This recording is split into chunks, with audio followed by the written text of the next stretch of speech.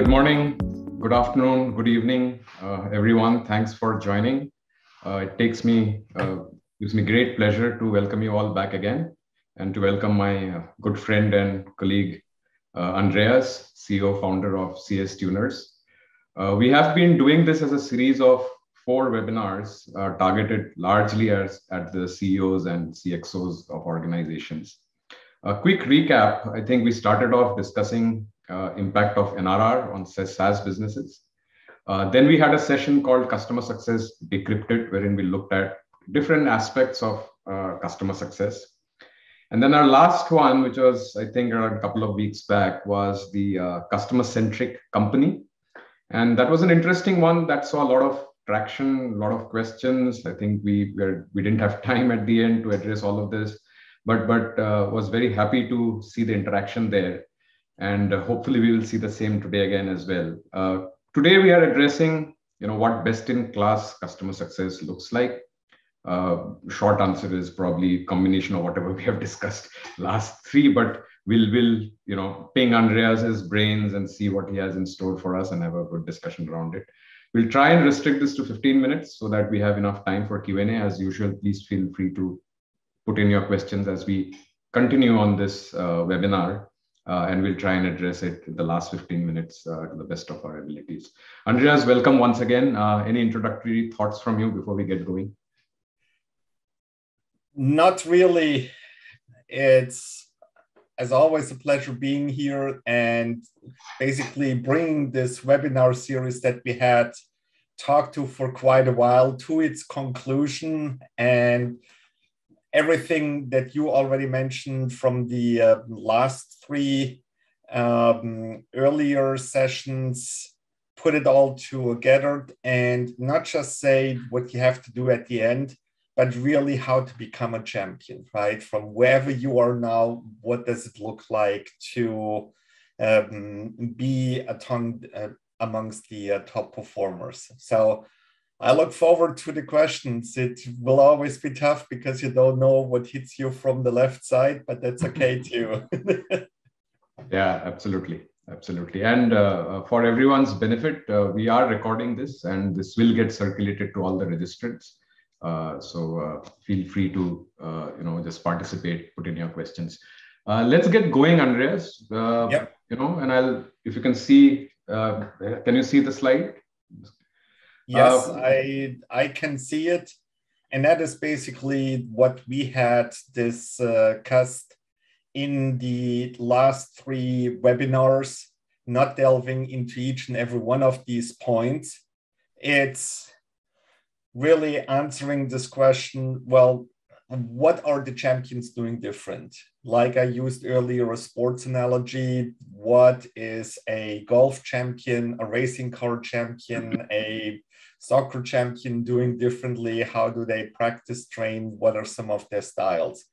And there are lots of hyperlinks in there. Thank you. I had done an in-depth analysis and have short micro podcasts on each and every one of these topics, around 5 minutes, where you can delve into some more details in addition to what we had in the last sessions. But as we highlighted before, customer success needs to own the commercial customer journey, which is something that can only happen if this is driven at the CEO level. It's not something that is happening on an island. That you segment by outcomes, that you have meaningful relationships with executives. And if you click through these links, you will find many of my admired CS thought leaders, including yourself, as well as others who participated in this series. But that is really the tall order, what you do at the end. Once you have your operations all set up, your culture set up, most people are, of course, not there. That's why there are only a few champions. Not everyone, unfortunately, is a champion yet. So today we're focusing a little bit around the topic, well, how do I get there, instead of trying to do too many things and get overwhelmed by too many aspects. It's like, oh my gosh, this list is so big, I will never accomplish it. And it's actually not that difficult. Let me ask you this. Let's deep dive a little bit more on the commercial customer journey, right? So I know at a broad level, from acquisition to onboarding the customer, and then obviously going through their entire cycle, including renewals, is there. But what does owning the commercial journey mean from a CS standpoint, and why is it representative of a best-in-class organization? Well, owning is this age-old question about when does sales hand over, what are the responsibility of sales, and it's not about what sounds good, what looks good. It's about studying again what the best performing companies are doing, and they engage customer success very, very early in there. And the leader of customer success is responsible for the renewals number, for the expansion numbers. Now, of course, they cannot do this alone. They have to work together very closely with sales. They have to be aligned with the product team, with the finance team, the legal team, and we went into all this. But someone in the organization, when a call comes to the CEO of a customer being unhappy, let's take this worst case scenario that no one wants to have happen. It's, which is the one throat to choke? Do I go to sales? Do I go to product? Do I go here? The answer is you go to customer success. That's what it means, owning the commercial relationship. Ultimately, customer success is responsible for the financial success of the company, for the financial success of each and every customer. And that is a tall order. That is a huge responsibility, but that's what it means to be successful. Yeah, no, absolutely. And I couldn't agree with you more. So a lot of our participants and a lot of other organizations we are aware of, maybe in the middle of this journey. What we are trying to do is look at the end of the spectrum and say, okay, what does best in class look like? You may not today own the entire journey, but if you want to be the best in class, we believe you need to own it entirely. I think that's really the statement we are making here. At times, I know sales gets involved in a renewal, in a contract discussion, in a cross-sell, in an upsell, and there is absolute requirement at times for functions such as sales to be involved. It still doesn't mean involvement doesn't mean you don't own it. You can still own it and still have sales participate as appropriate, right? But end of the day, who owns this book of business? We believe best-in-class CS teams should own it end to end. Andreas, that's a fair way to look at it? I would actually make a bolder statement. It's not what we believe. What we believe, it's like, fine, I can have my opinion. If I'm charming enough, I can rally some people around. It's what the data says. When you look at what the best-in-class companies are doing, customer success owns the commercial journey.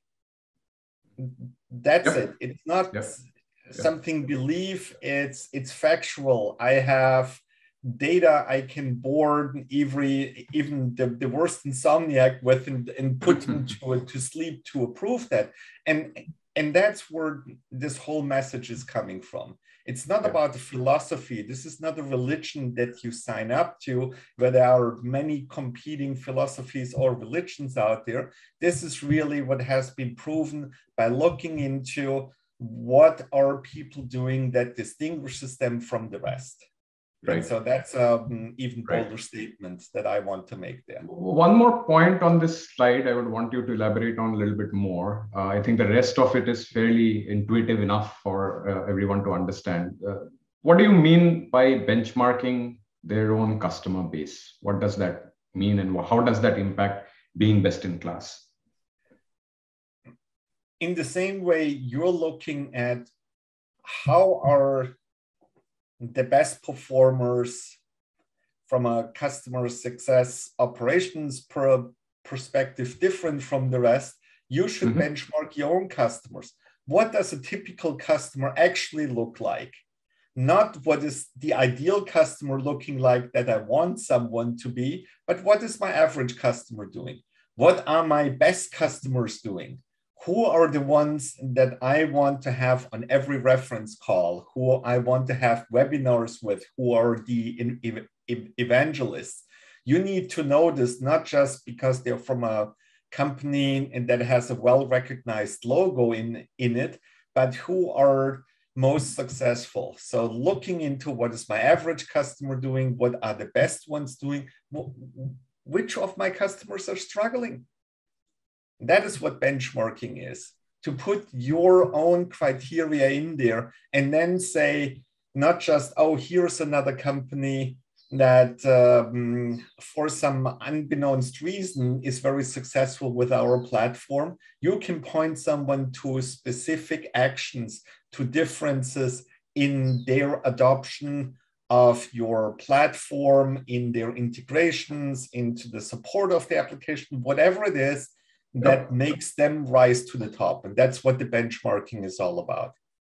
Right. And we have some questions coming in, which we will take in a little time from now. And I think we have mentioned some stuff here, which is also causing. So I have seen a few raised hands. Please put your questions in the Q&A section. I think we do not have the time to do a one-on-one interaction. So please, if you have a question or clarification, put it in the Q&A section. Andreas, moving on, where do you start? And you have put this right structure to this. What should my customer journey look like? What's the most important aspect of this? The most important aspect of it is what we emphasized the last time: put yourself into the shoes of the customer. See the world through the customer's eyes.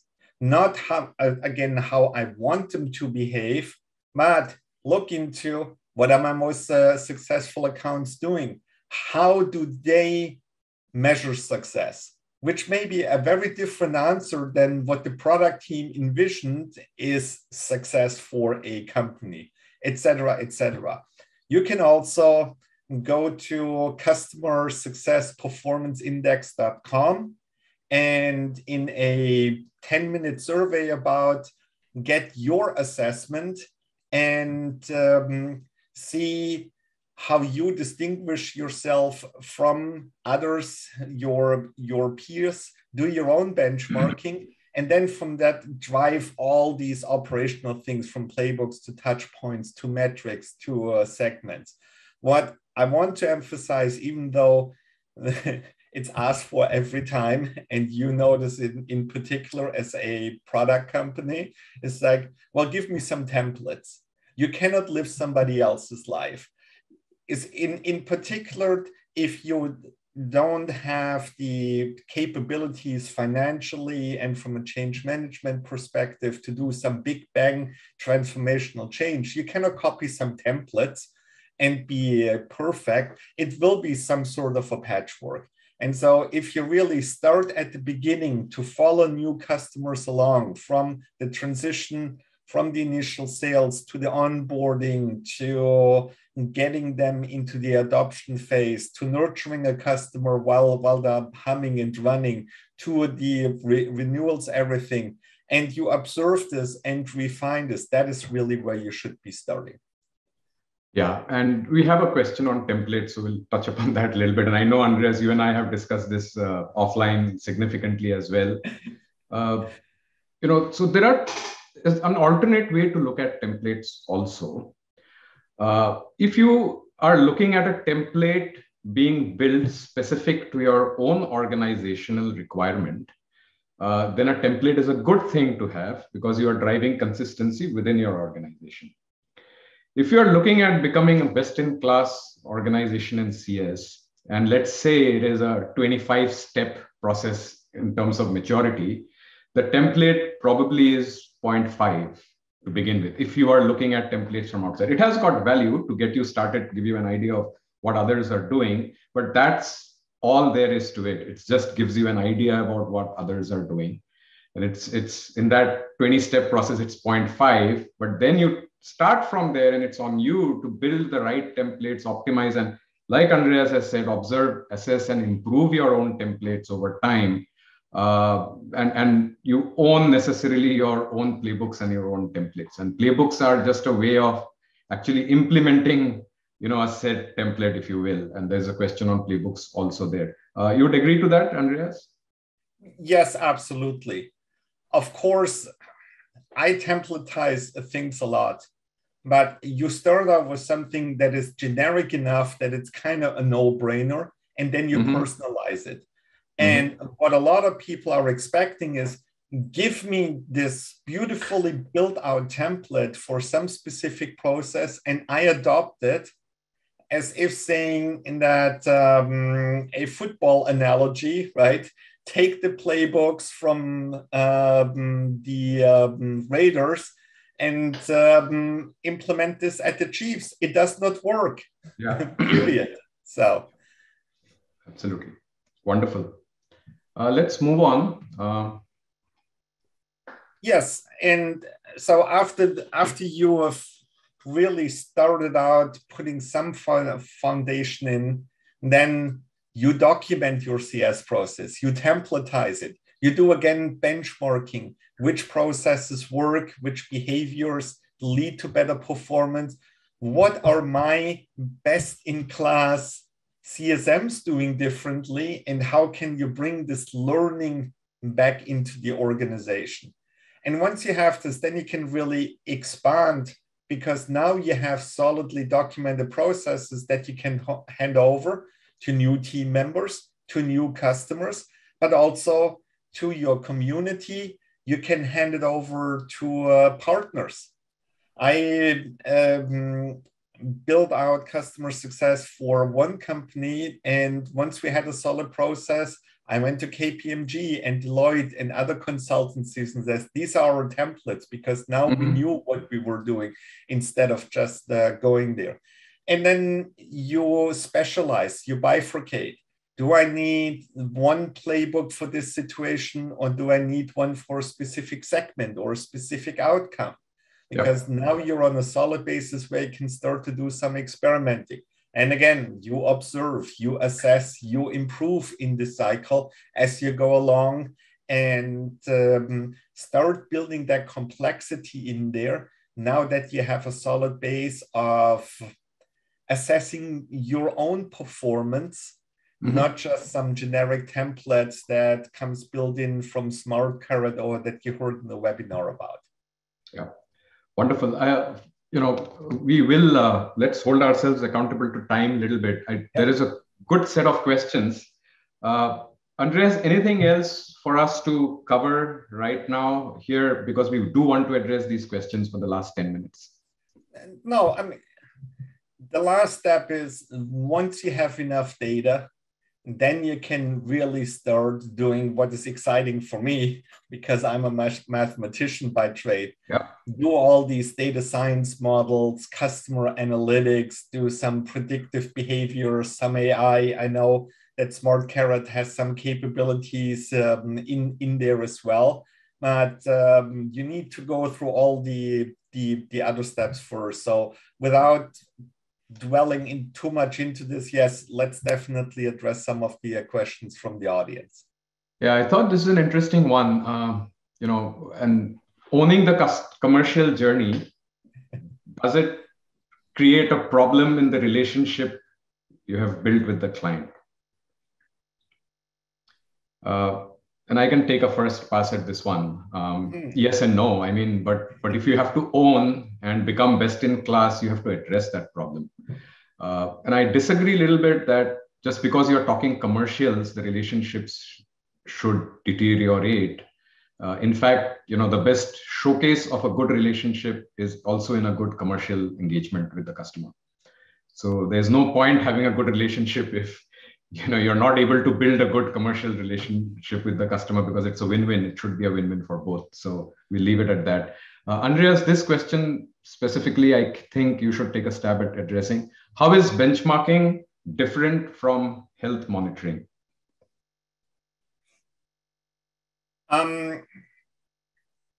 Health monitoring, I think doesn't work. because most health scores are giving you too many false positives to really make some sense out of them.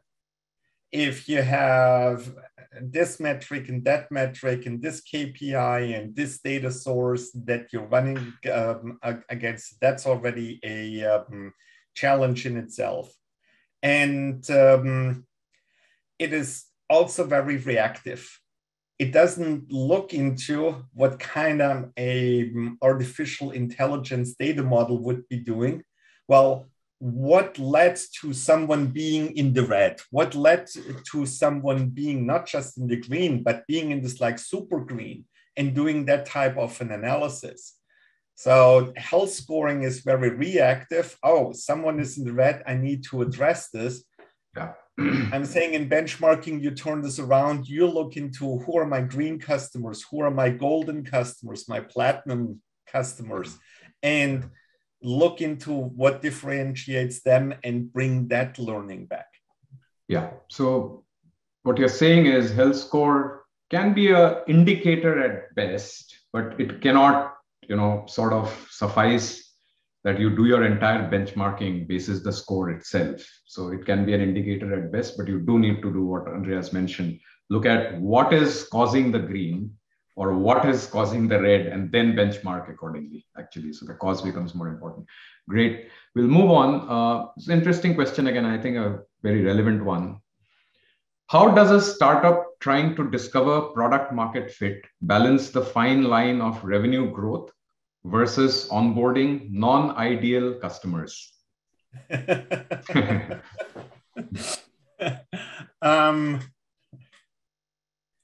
You do this by putting an internal customer council in place. And that's not just for a startup, that can be a very mature organization. If there is a customer that is a non-ideal fit, so it could be something we're sponsoring a brand new capability and co-developing this with one customer. And so there are heavy engineering support, whatever resources on this, and to say, yes, this customer is worth our engagement. And to turn this around on the other hand and say, here we have a customer that is a non-ideal fit. Sales is all gung-ho, maybe because they need to achieve their quota, maybe for other reasons that they believe this customer can be successful. Other people are hesitant, and then say, let's put a cap on this. Let's not take someone who will drown anyways and sink with them, right? And make that as an intelligent decision. And in a startup, as always there, you're a bit more able to take some risks. So you're, since you don't have that established footprint in the market yet, basically none of your customers is a good fit yet, right? And so you do a lot of experimenting around and monitoring and hand-holding. And as you then get along, you're weaning this back and focus more on what is my standard customer. Yeah, and in the context of the best-in-class CS, so I think it's becoming more and more common that even startups are having the customer success as a function, and we obviously strongly propagate that because a customer is a customer, and you need to have a function which owns and addresses the customer.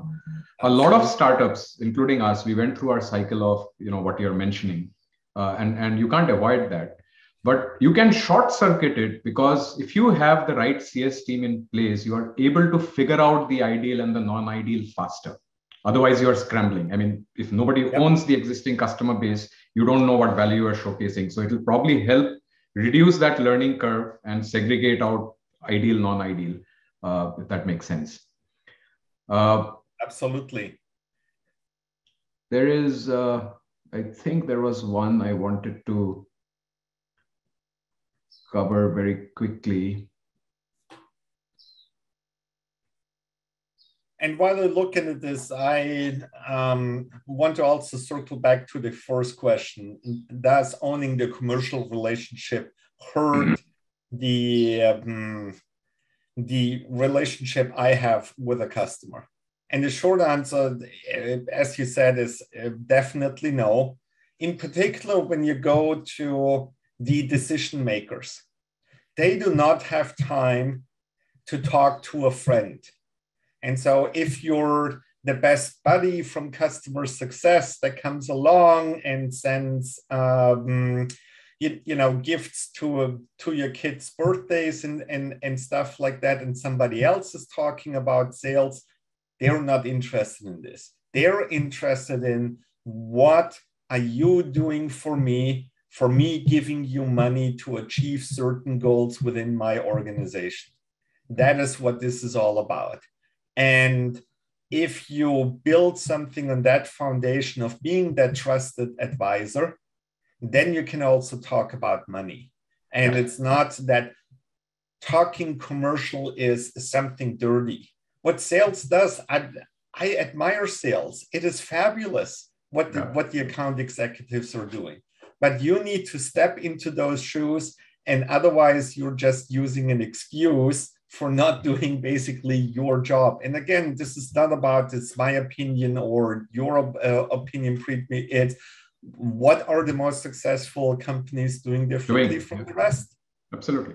Absolutely. I love this question, which is what I was searching for. Does bringing together best individual CSMs necessarily make the best teams? How important is being team players in building the best CS team? I had to divest myself from some of these best individual players. If you play in sports in any type of fantasy league, of course it works to have the best players in every position from various teams. But them not playing as a team, them being individual and not being connected, means that they're successful by themselves. Having a team means that everyone learns from everybody else, and that is how you can grow and scale. And that is really the difference. So it is very important from a leadership perspective to have that team aspect in there, that team learning, to have whatever it is that you're doing to capture knowledge from the individuals and take that to the rest of the organization internally, templatize it in your playbooks, etc., instead of just having some good individual lone fighters out there that are good by themselves but cannot scale. Yeah, agreed. Last couple of questions. There are quite a few, and again, we'll see how best we can address the ones we could not. There are quite a few which are around career and which are around very fundamentals of CSM, which I'm skipping. We can probably address that offline. So as a CSM, when you are responsible for upgrades or revenue targets, quantity matters more than quality for the organization. What's your take on the CSM? Should it be quantified? Quantity versus quality of revenue when CSMs are given revenue targets?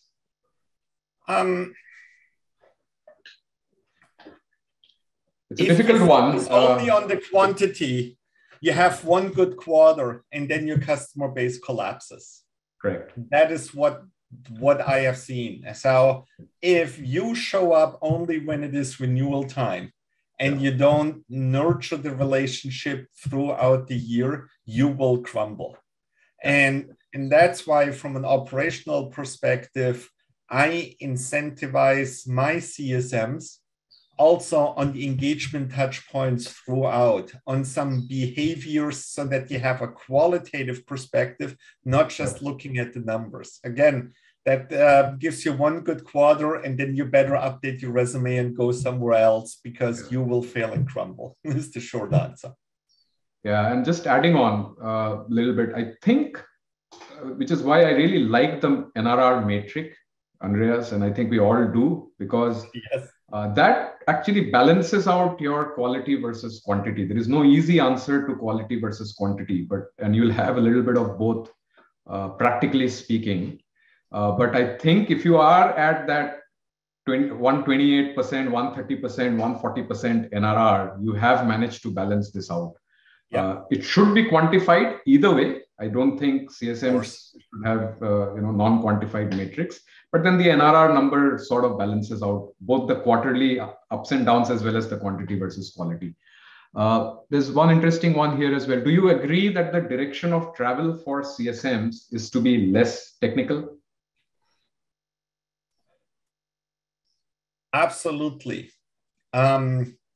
The CSM ultimately is the conductor of an orchestra. They're not the lead pianist, the lead violinist, the lead whatever in some very technical domain. Bring the domain experts in. Being able to have a relationship with a key executive to coordinate and influence other people is more important than having knowledge. We're in some obscure submenu of some configuration screen. You can tweak some parameter or something like that. So a lot of folks who are coming from the technical arena are struggling with that a bit. Of course, you also need to have some technical knowledge. It's in the balance.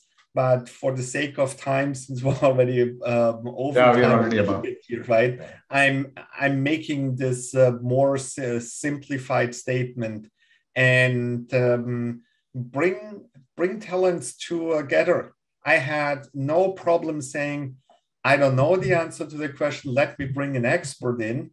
But I have a problem when we're like, well, Mr. Executive, I know I'm showing up here, but all I can talk about is the technology and not the commercial value. Yeah.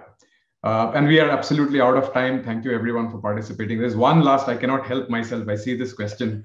As a CSM, if you do not have direct interaction with the customer, but your point of contact is the sales development manager for the region, what would you suggest is the best approach to improve customer experience? My good friend, if you do not have direct interaction with the customer, you're not doing CS, you are in a support role. And I'd look at it, there's no other way to say this. You're not actually doing CS. There's no way you can impact the customer. With that, I think thanks everyone. This was wonderful, good interactions, and we look forward to seeing you again soon. Andreas, thank you so much for your time and wonderful insights. A pleasure as always. Thanks everyone for being here for the 4th time.